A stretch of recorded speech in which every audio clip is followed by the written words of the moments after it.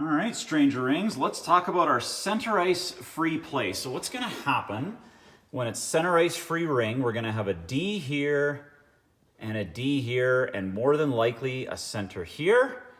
We're then going to put a forward over on this sidewall and a forward behind the net.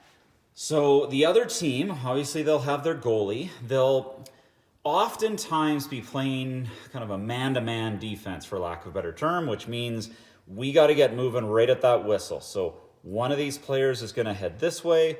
One of these players is going to head hard this way, creating what hopefully is a good outlet pass here. This forward is going to skate hard this way and possibly look for a cut when they see an opening. And then there's a chance for a zone entry pass here. And then this forward, they can kind of see the ice and maybe they spot an opening and a soft spot right here. These are tougher passes, these long ones.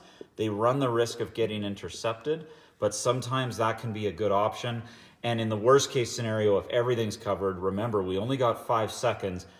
Heaving this ring down here into this corner gives this forward a chance and at least gets the ring away from our zone. The key we don't want is to pass it backwards. We never want to pass it backwards, and we really don't want to miss a pass or get checked in the neutral zone, so you want to make sure these players are open. Now, what might happen, some teams will play against us what they call a W. A W is a zone defense where you put a forward, a D, a center, and a D, and a forward. And their job is to just create these zones and basically clog up our ability to get the ring through that blue line. If this occurs, we then only really need to stack one D here and one D here. And what I'd like to see is just take that easy pass because they're going to give it to us. And then we don't have to worry about 5 seconds. It allows us to start moving. Just take that easy pass. That now frees up our center. So our forward and our center and our other forward can line up, and they're going to be looking for openings. So this forward might charge and maybe they spot a bit of a soft spot here.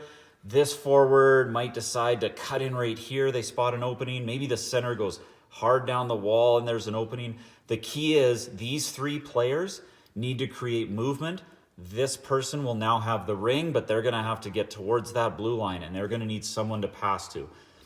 So the key with the center ice is all we're doing is helping you know where to set up. More often than not, it's going to be that first deployment, but the odd time, which is when you see this W, we're going to change things up ever so slightly. The key is, though, it's all about what you read and react to.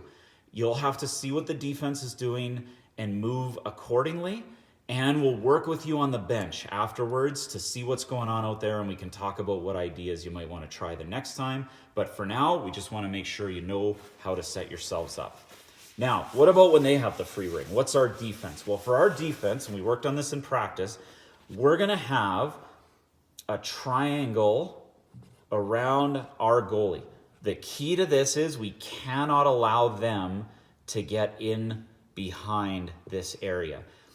If you start to see someone in here and you know there's nobody behind you, you've got an ability to get out there and try to intercept a pass that comes that way, but the main role of these 3 players is to not let anything happen or get behind them.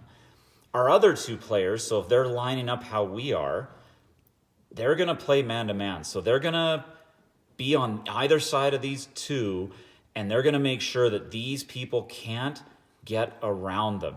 This person might go here. That's why we got to be tight enough to chase them, but yet we have to let them decide which way they're going to go. They might go this way, and we need to follow.